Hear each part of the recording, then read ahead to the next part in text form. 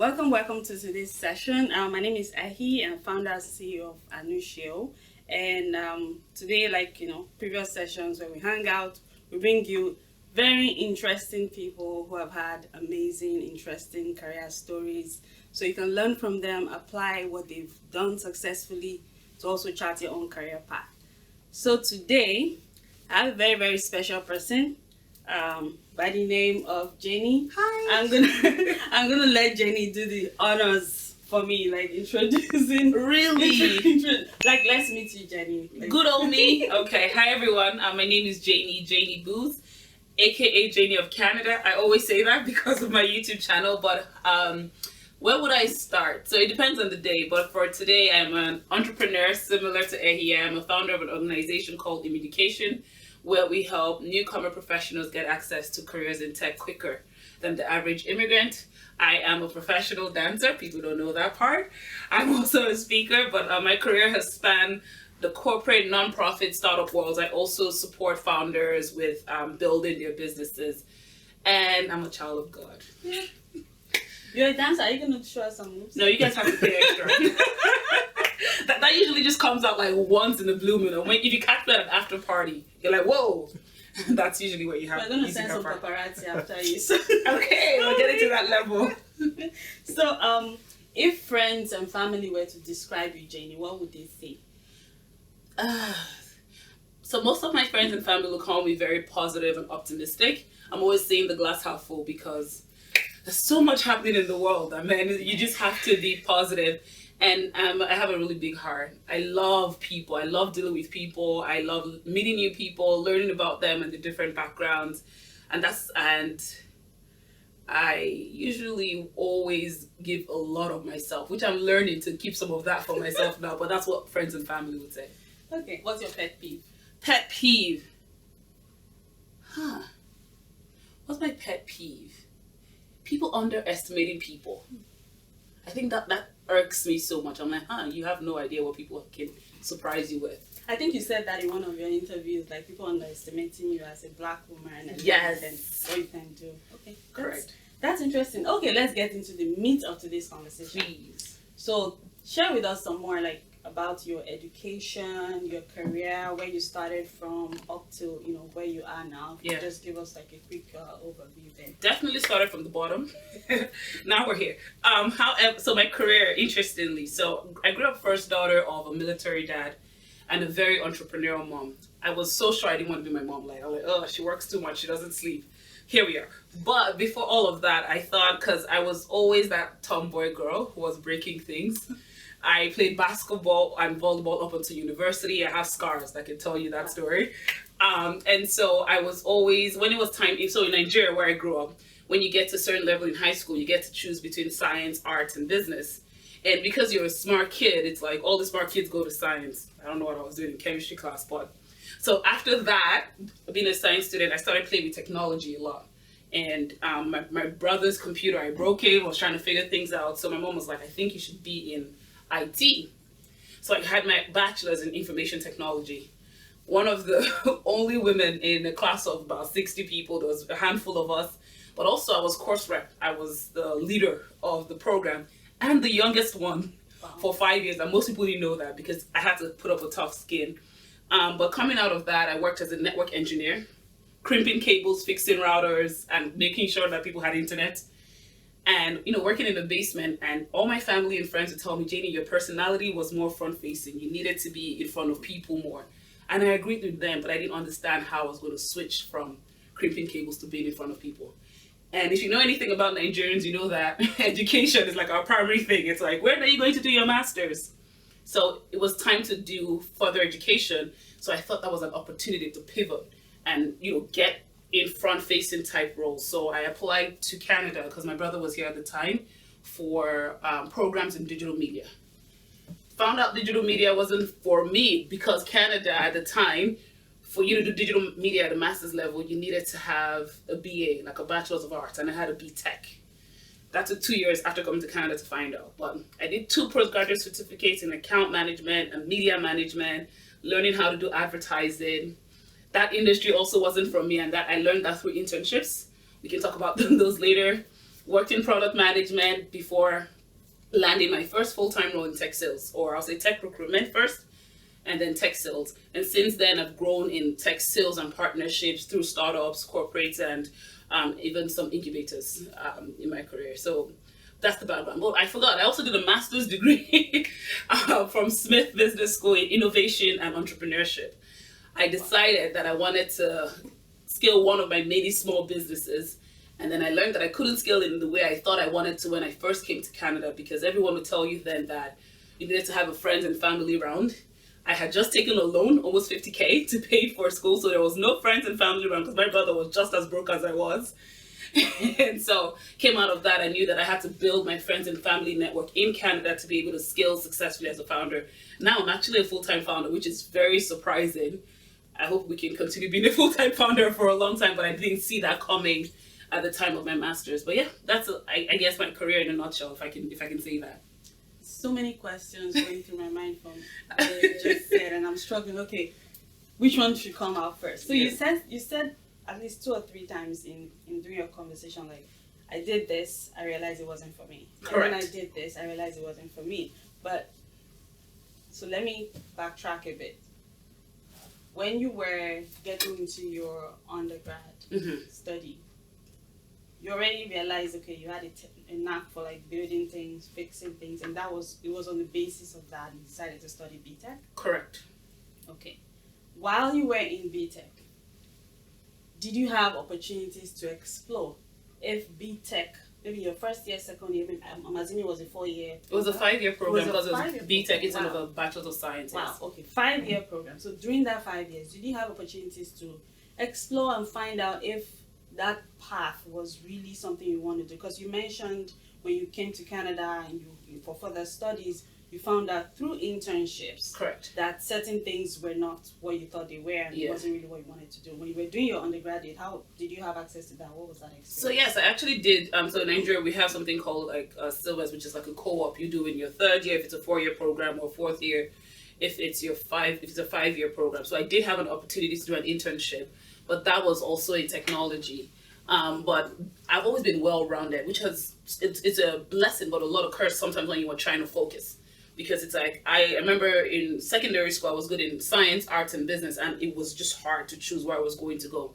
So in my undergrad, I was able to explore. Yes, I knew tech was the career, the one that was going to pay the bills. But I also got an opportunity to be the social director of the Association of Computer Science Students. So when it came to event planning, booking celebrities and all, I had an expression for that, and I was able to do that. I was able to play sports. I never thought these would be career things at all, but I knew it was an ability to test my different skills. So I was able to be in a dance group while I was in school. So those were, I would say, mediums that I used to test out different parts of me, but I didn't think of a career outside of technology in my undergrad up until my internships. Did you enjoy those activities you were doing in the social media, like Correct. The social space, the sports, and all the other stuff you were doing, compared to the tech itself? Why did you think something outside of tech? So I just didn't think there were other options outside of technology to pursue. I thought those were hobbies, those were activities you could do on the side. And to make me completely well-rounded, I just thought that tech was where I was going to be because I was really good at it. Mm-hmm. And how many internships did you get to do during your 5-year program? I think I did 2. Okay. So I did a short one time in summer, and then I did a longer one. Right? I think I did 2. It's been a long time now, over a decade ago, but yes. I know. If you could still remember, what was that process for you? Because I had to go through COS as well. Correct. And then, you literally have to go out and Find a place. What was it like for you, and how did you get the internships that you got? So I grew up with a military dad, but he is a very interesting character. In the Nigerian setting, especially because I went to a private school, university. A lot of my friends had their dads and moms putting them in contact with people, because the truth is unemployment is still much of a problem in Nigeria. So good luck just applying, really. So people were using the connections they had to help their kids. My father, bless his soul, was, no one ever helped me find a job. You're going to figure it out by yourself.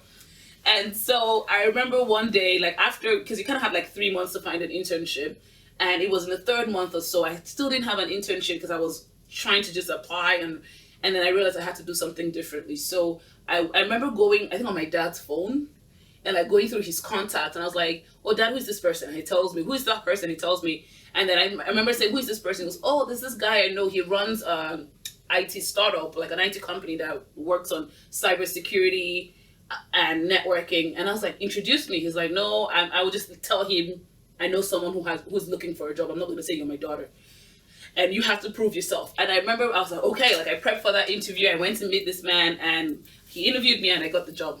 That was how I found that internship. Interesting, interesting. So you're already there, like touching up on some things that we're going to talk about much later, but Okay. we'll come back to this. So just hold on to it. Okay. So going through your profile, I saw like you've done you've held so many different roles, like product, tech, marketing. What did each of these roles help you understand about yourself and the things you think you enjoy doing for work? Correct. I think I was completely growing up enthralled by people who had one career for all their lives, like one thing. My dad was in the military from he was 16 till he retired a few years ago. Like that was his thing, not anything else on the side. And I really admired it, but I also know that I had a very short attention span. I get bored quite easily, but also I don't get bored because I always find something to do. My mom, on the other hand, even though she's worked mostly in public service, she's always had at least 2 or 3 businesses or non-profit, something going on. And everyone always said I was like my mom, and I fought that thing. God knows I fought it until I finally accepted it because I realized too that I just loved trying new things. But one thing I set out, so I'll have to say though that my trying new things is not without a strategy. I literally don't just go after everything. I always usually sit down and plan. So coming out of my postgraduate certificate, I had a career plan, like a career map where I wanted it to go. So I knew that I wasn't going to do back-end tech, that was sure.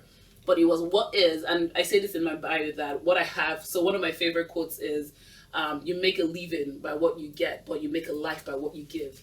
And what I have to give is humanity at the intersection of business and technology. So I had to think, what roles that have to do with humanity in business and technology? I wrote all of them down. So tech sales, recruitment, product, I wanted to see what I could try. And because I'm also quite well-rounded, it was hard for me to figure out what exactly is my strongest suit. So I said I was going to try figure this out by elimination. And one thing about me is I go where I'm appreciated, not where I'm tolerated. So if I get a sense that this is not working, I'm out. And so I have a video with Reddy where I actually talk about, in Canada, I've worked in 7 places in 7 years. And it's helped me a lot. Like there's times when I've 2x'd my salary. My network is very robust from not staying in one place. Obviously, there's also cons to that, but it's helped me grow in my role. So what I'll say to your question about what I've learned from each of these roles is, number one, what is not for me. It's the truth about, I usually talk about when I talk about career planning, like the career sweet spot. It's not usually a jackpot. For some people, they just know it and they know it inherently. Some people are born to be developers or engineers. Some people, it takes a career to find out what they really love or keep doing more of what they love in different roles. And that is just my mission, to keep doing what I love in different roles. Life is short. I just want to make sure I experience it to the full. Right. Okay. If you were to make an estimate, how long in terms of time, in years or months, did it take you, if you think back, to finally say, because now I'm sure you can articulate, this is what I love doing, right? How long did it take you to get to that point where you know yourself for sure that these are the things, 1, 2, 3, 4, 5, are the top areas, any day, anytime out, these are the things I would love to keep doing? I would say, I don't know if there was a day that I felt like, okay, we've gotten to that point. I think I didn't even realize it at a point until people started telling me sometimes, oh, Jenny, you do really well in this. And then when I go home, I'm like, I enjoyed this today.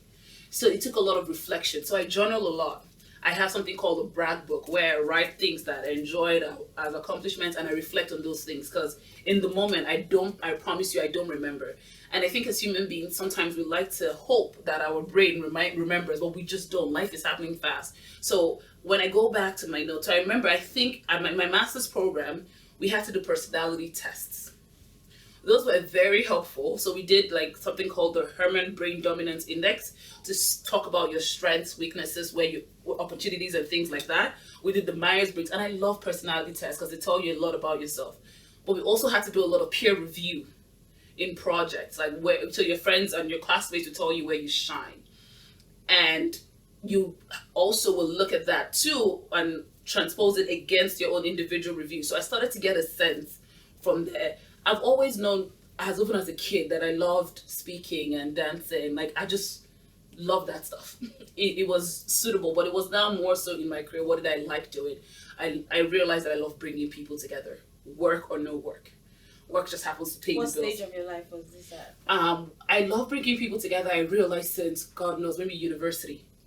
Because I was throwing parties since, even parties I wouldn't even go to. I'll sell tickets to that because I just love people having a good time.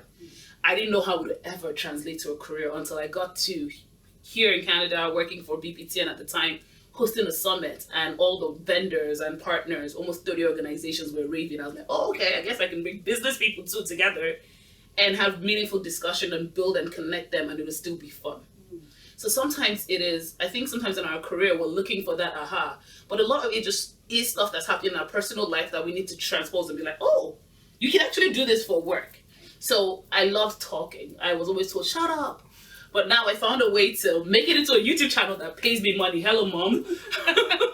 So there's that piece. So it's always thinking about, like, what are the things that I love playing sports. I've not figured a way to monetize that yet. We'll figure it out. But and also, I think the key thing is not everything, not every passion needs to be a business, to be honest, or needs to be monetized. Some things you're just supposed to enjoy. So the piece about partnerships and sales, so I wouldn't say I love sales. I love partnerships and helping people bring solutions. And I realized that after working in sales and realizing how the way sales in North America run sometimes is not exactly me. It's catered to sometimes the tech bro culture. However, the relationships, the account management, the customer success side of sales, when people are grateful for the solutions and how it's actually helping them solve a problem past the sale, I enjoy that. And I realized that after my first tech sales gig.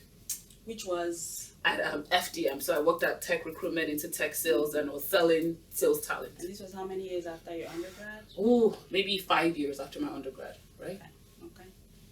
Yeah. Okay. So 5 years after my undergrad. That's interesting. So I wanted to draw. So the reason I had to dig down was to kind of draw upon what we like relating to what we're trying to do at Anutio. Because your experience is almost similar to what, same pathway that I went through. Mm-hmm. These are the things you enjoy doing, and people will tell you, shut up, you can't be doing that, focus on this path. Correct. That's one thing I wanted to draw out. And I like what you said about having a brag book. Correct. Which is, if I were to think about it, like essentially capturing your achievements and the insights at every point in time. Not necessarily on your job, but at every area of your life, extracurricular, fun things that you do and how that made you feel. What you achieved. I actually have an album on my phone called Feel Good. So sometimes when friends just say something nice about what I've done or how I made them feel, I put it in there. Exactly. Because it helps me remember, okay, what are the synonyms, the words people used to describe me for the days I don't remember, because those days will come. Right. Yeah. So, and that's what really informed like what we're trying to do. Correct. Because I also used to have those notebooks and write, but it's been over 12 years working. If I wanted to go back to 2013, 2010, I don't remember a lot of the things that I did that time. Yes. So that's why I think for Anutio we're saying, how can we be more intentional about these things? Correct. Document it in a way that it's on the go. As it's happening, as you're getting those feedback, it's being documented, it's being tracked for you as you go along. And somehow it's already mapping. Now you had to do product, you did sales, you did accounts, you did marketing. And all of these things kind of relate to who you are as a person. Correct. In your inner core. And so for us, the Anutio app helps you take all of these data points. Correct. And it's literally mapping it out for you. So if I were to think back, maybe 5-10 years ago, I would have known by 2 or 3 years after that. Okay, 1, 2, 3, 4, 5 roles. The top 5 roles for me that really speak to my core as a person, and that's how I should be strategically pursuing it. That makes sense. So that's what we're trying to do, and I like what you said about networking as well. Oh, I'm digging that.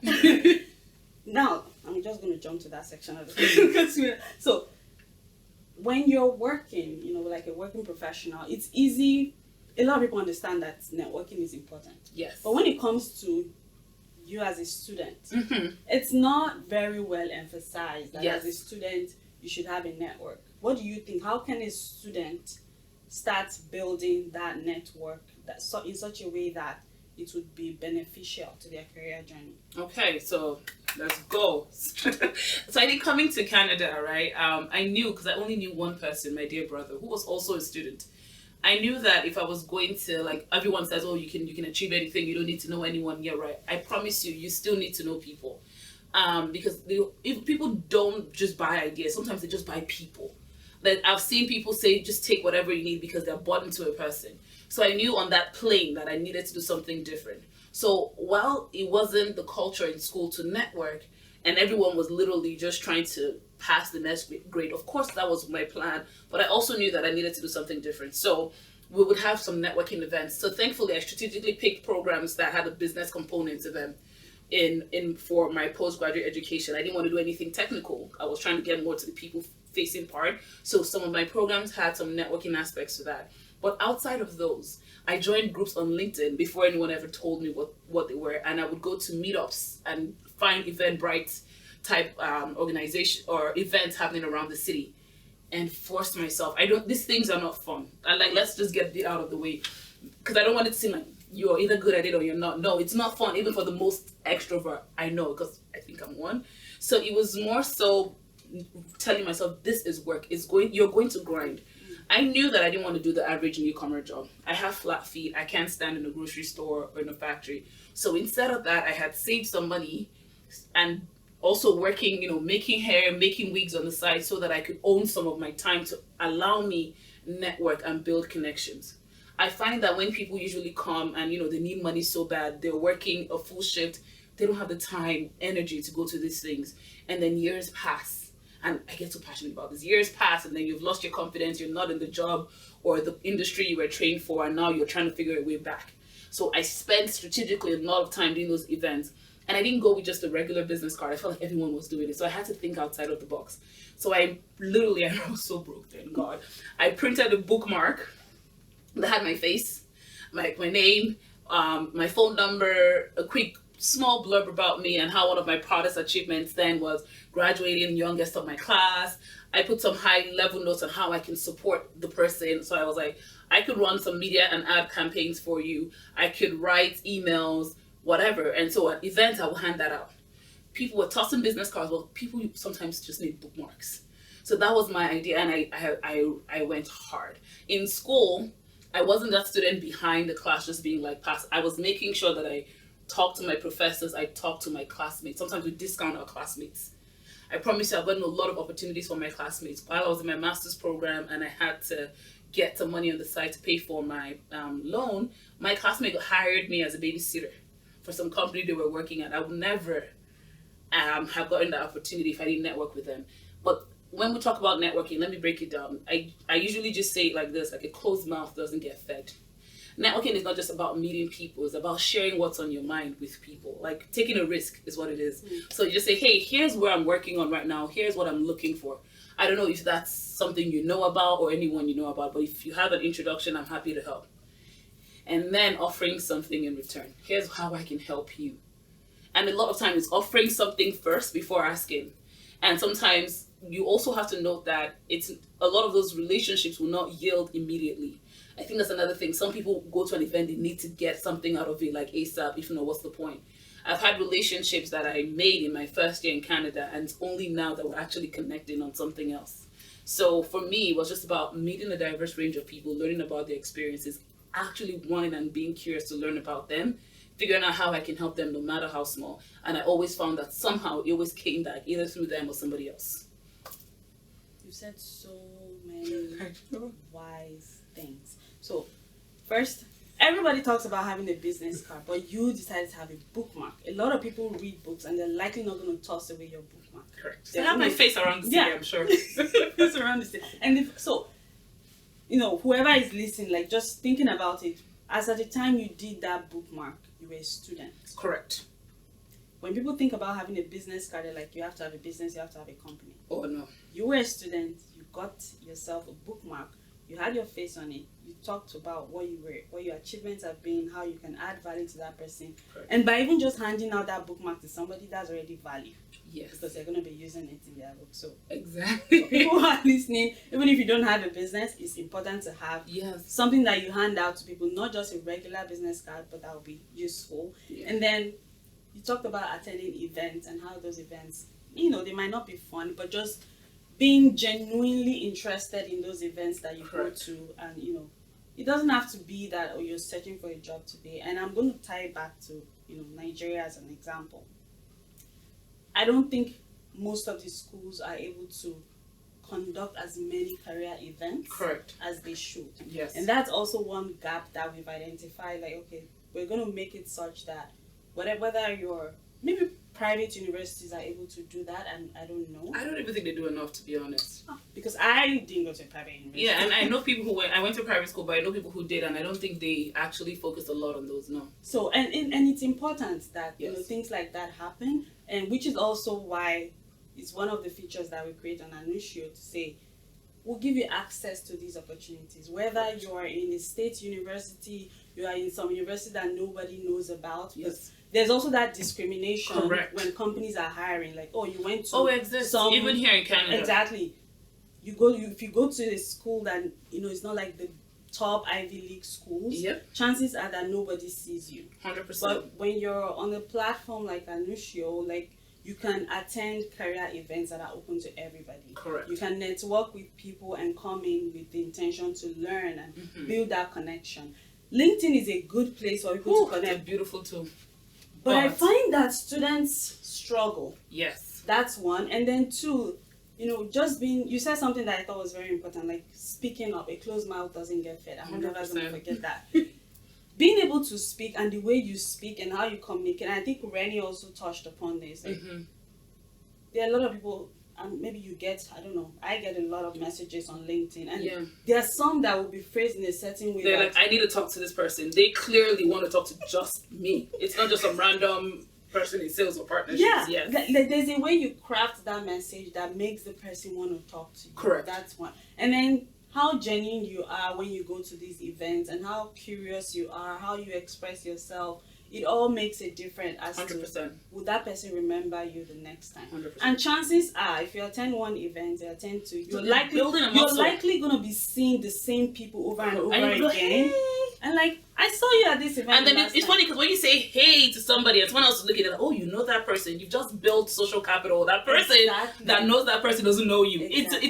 It's just people behavior, yes. And this is not just for working professionals. Correct. Students should be able to do this as well. The truth is, as students, I think sometimes we look at ourselves as we don't have anything to give. We're just students. And I think that's something I had to teach myself. Anytime I had to say I am just anything, the fact that I added just in front of it is not serving my higher purpose. However, it's called, I'm learning, and I'm not there yet, but how to reframe whatever is in my head. So a lot of it is mindset. And to students too, I think when you don't have experience, and a lot of jobs are out here, even entry level jobs asking for experience, there is a tendency for you to feel like you're already kicked out before you could start the race. Look at experience differently. Being 4 years in school is experience. Yes, it may not be practical, but you've gained a lot of theoretical knowledge that whoever hasn't gone through this degree has no clue what to say. So you have experience. Think about the projects you've worked on and your roles in each project. My resume as a student before any jobs will highlight my roles in projects and what I did to contribute to those projects. That would show a hiring manager that if you put me on the project team, here's what you can expect from me.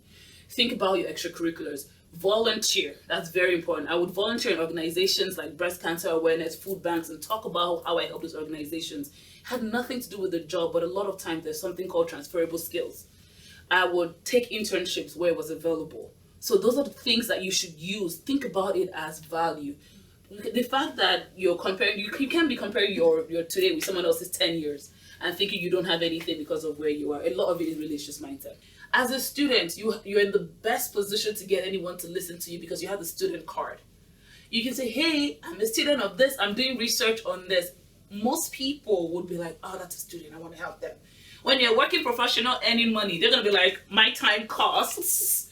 here's the link to book. That's true. So a lot of people I got acquainted with as a student was playing my student card. Right. When you're new to a country, Justin, no, play your new card. And I say this thing, I say I'm going to play my newcomer card for 10 years. So when I make a mistake, people can give you grace. You forget that when you're just whatever you put, people have grace to give you. So when you're a student, that's the best time. I remember reaching out to CEOs, doing it so scared, but doing it anyways. And the truth is, I think there's another part that people don't talk as much. You will fail. You will make mistakes. You will say something very stupid that in your local languages you think it translates to English properly, but it doesn't. And I think I remember I messaged one CEO. She ran an accelerator for women, and I've always been very curious about supporting accelerators for founders, particularly women from Africa, the continent, not the country. But and I hit her up and I said, I'm doing this research. I was in my master's program then. If she doesn't mind, I'll just love 15 minutes to pick her brain. I've been following her on XYZ. This is why I want to talk to you. And she goes, pick my brain? Did you even take a look at my profile to know that I don't spend my time with my brain being picked? And I was like, oh, shoot. I was like, I've messed up. I beat myself up about it for 30 minutes. Then I said, oh, I'm sorry. I'm new to the country. I probably don't understand what the phrase means or how it lands with you. But here's what I'm trying to do. She still didn't respond to me. And so I just wanted to share that to be like, sometimes you have L's. And I remember that feeling because I remember saying, I don't want anybody to feel like this in the future. So I just wanted to share that part is real.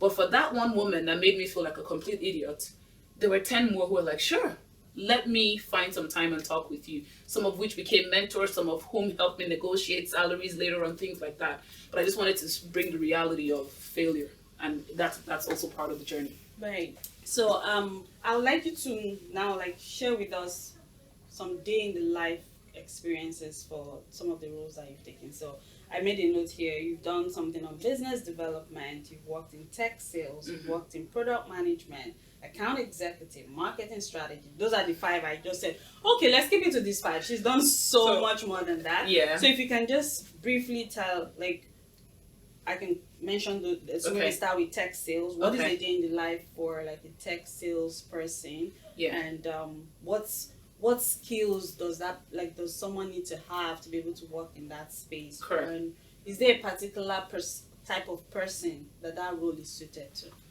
Okay, so first caveat is tech sales looks different in different organizations depending on size, industry, the product they're selling, and their ethos, so their values as a company. But it's important to actually define what the role is. So tech sales pretty much is selling solutions that are technology as a service to people. So oftentimes you're selling a product. Sometimes you're selling people, like tech people sales, but mostly it's selling a product. And the way I look at it too, a lot of it, so in the tech sales umbrella, there are levels. So if an organization has a full sales department or a full sales org, it'll have business development representatives or sales or service development representatives. So those are early career where you're a lot of times qualifying leads. Some of it involves cold calling, cold reach outs, sometimes dealing with inbound that comes through, say, a website or an event, and just qualifying those leads. Next up would be the account executive. Before you go further, when you say qualifying those leads, yes, explain what that means. So when you want to qualify a lead, so for instance, I meet Ehi at an event and say I sell a product that helps professionals map their careers. And I'm thinking, okay, Ehi might be a professional whose career is to be mapped, for instance. I want to make sure of certain things. Does she actually need the product? Is the problem our product solves, is it a problem that her organization shares? Is she the right person to solve the problem? Sometimes so I usually have the acronym called BAND. So it's budget, authority, need, and timeline. So does this person have a budget for this product? Because sometimes you may have the need, but it's not a pressing need or you don't have the budget for it. Do you have the authority to make a decision on the solution? If not, who else should I be talking to in Ehi's organization? And is this something that they're going to want to solve for now, timeline-wise, or is it a 2-3 year roadmap problem? Once that lead is qualified, so usually you have a series of questions you ask the person to qualify the lead as a prospect. So a prospect meaning a potential for a sale. Either they're usually now transferred onto the account executive. The account executive proceeds with demoing the solution and understanding based on the needs that they identified. So for instance, a tool like Salesforce does so many things. So, but if I find out that the customer's main pain point is figuring out how to put all their customers in one place, they don't care for how to market to them. In that demo, I want to focus on showing the customer how they can put all their leads in one place and how it's going to either save time, save money, or save resources on their team. Get them to understand the product and see what their life could look like with it. And then usually the account executive will also now proceed to closing that deal, contract management, and all of that. Once that is complete, the sale is complete, that customer is usually passed on to the success team, so the customer success team, which is also still part of the sales org. And that's where you have account managers or customer success managers who nurture that lead throughout the lifetime to ensure that there's a renewal at the end of their term. Because a lot of tech sales roles involve products as subscriptions. So they want to make sure that they stay on as clients, so to speak. So you mentioned 3 roles within that tech sales. Correct. So first, we have the business development rep, who's that's the person that qualifies, brings Correct. in the potential sale, and then it's handed over to the account executive. Correct. And from there it's on to the account Account manager. or customer success. Correct. That's for an organization that has a full sales team. And sometimes, depending on how big it is for an organization like what Salesforce or LinkedIn, there are different types of AEs. There are some who deal with SMBs, so small to medium businesses, some who deal with mid-market, and some who do with enterprise sales, because the needs, the authority, all of those are very different for different types of customers. So depending on how big their sales team is. In the role I worked in, all of that was warped in one. So I was qualifying leads. I had my own lead list. I was literally calling people. I booked an average of 20 meetings a week for the month. You book in advance. I was doing my own demos. I was an account executive. That was the title. I was doing my own demos, doing my own qualifying, answering every objection. So usually you're trained on objection handling. And so it feels like an interrogation, but really I train people to say it's more your customer requesting for information. So you do your own objection handling, you do your own contract management, and nurture that relationship until they renew again. So again, depends on the size of organization. Some of those roles are spread out. Some is one person doing everything. So I'm going to drill down a little bit further.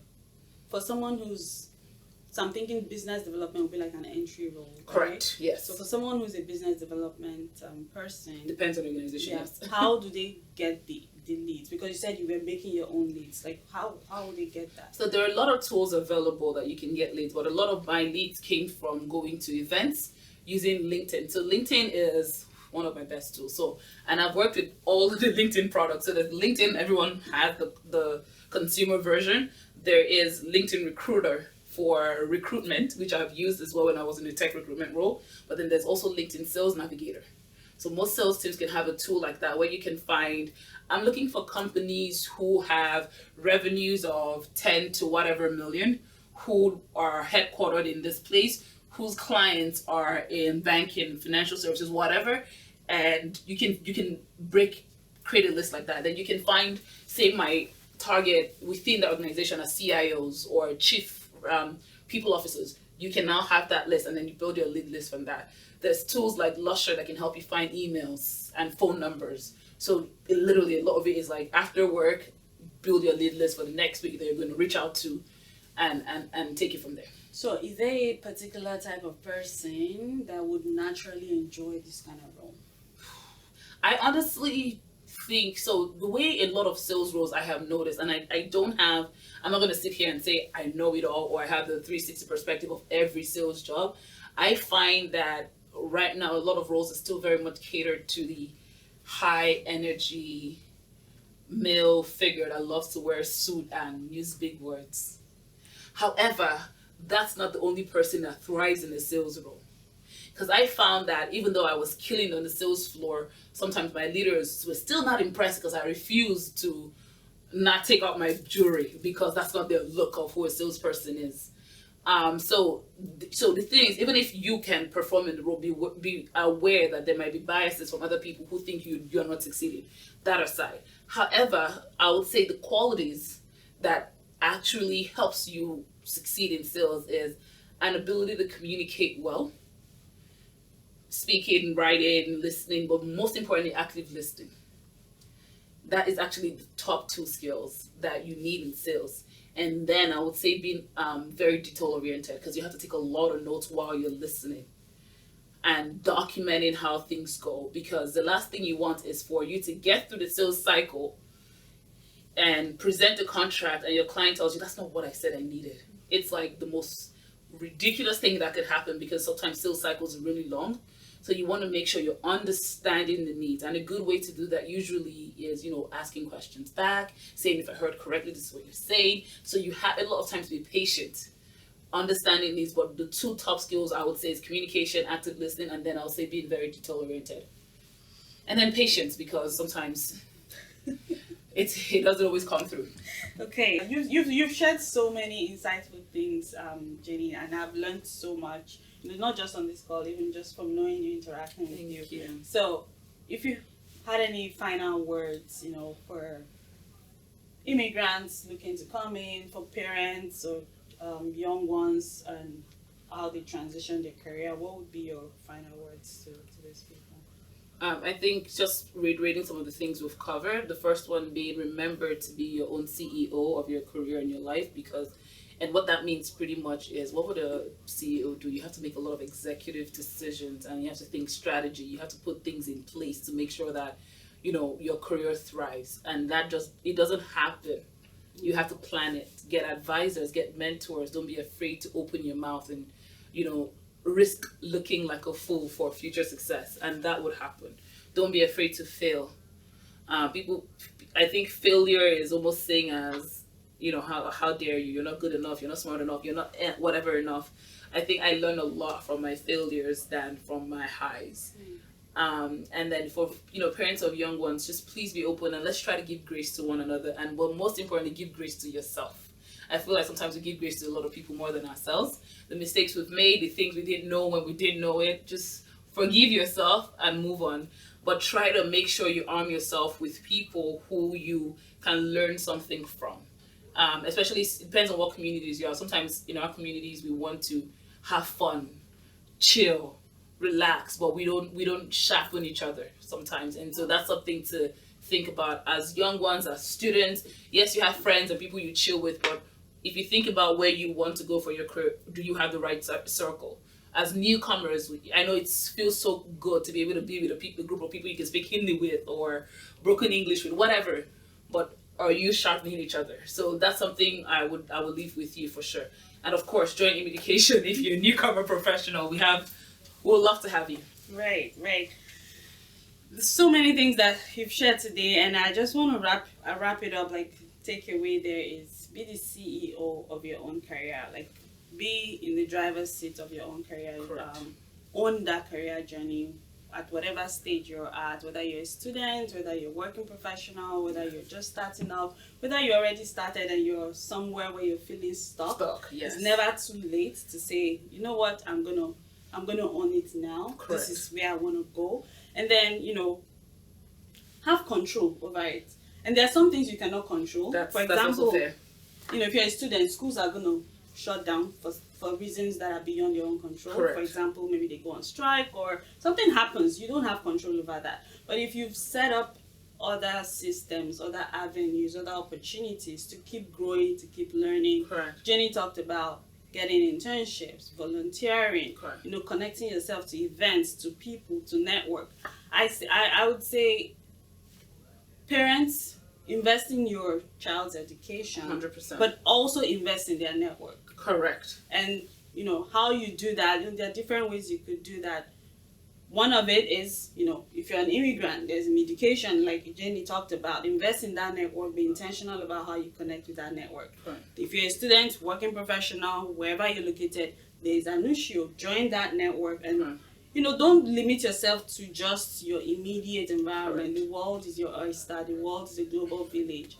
You can be anywhere and work from anywhere. Thank God for technology. And, Correct. if you're also looking to explore careers, expose yourself to those opportunities that would let you explore more things about yourself, what you like doing, what you don't like. The earlier you can do that, the better. 100%. You don't when want you still have energy. You don't want to have spent 10 years doing Yeah. something or in an area and just realize, It wasn't for it you. wasn't for me. And Correct. so yeah, Jenny, where can people find you? Everywhere on the social media streets. So, but mainly YouTube, Janey Buz. You can also find me on Instagram at Janey Buz and LinkedIn. Those would be the top ones. If you call my Twitter, I'm probably just laughing at a meme. But everywhere there's social media, I'm Janey Buz or Janey Buzabet. Okay. Thank you so much. It's been so much fun having you, and I'm glad that you made the time. Thank you for sharing all of the experience with us, and I've learned a lot, and I'm sure you. everybody listening would also have learned a lot. So that is all we have for today. So if you have not signed up on Anutio, you're missing out. If you have not signed up on Immedication, if you're an immigrant, you're missing out. To sign up on Anutio, just go on www.anutio.com. That's ANUTIO.com. And we have exciting things coming up. Our plan for the first 5,000 people is to give you premium access to everything. So, and it's free. You don't have to pay. So if you have not signed up yet, you want to go sign up. Jenny talked about, being able to map your career, having a brag book, and having that access to network, being able to analyze job descriptions and see how it fits into your skills. Do you want to do that on paper, pen and paper, or you want like your own personal assistant doing that for you on the go? And That would save a lot of time. well, the choice is yours. So if you're a student or working professional, the time is now for you to join that train. Don't be left behind. The earlier you do that, the better. And for social media, you can find us on Instagram, Twitter, Facebook, and it's at Hello Anutio. Hello Anutio. Okay. See you at our next hangout. Thank you very Bye. much.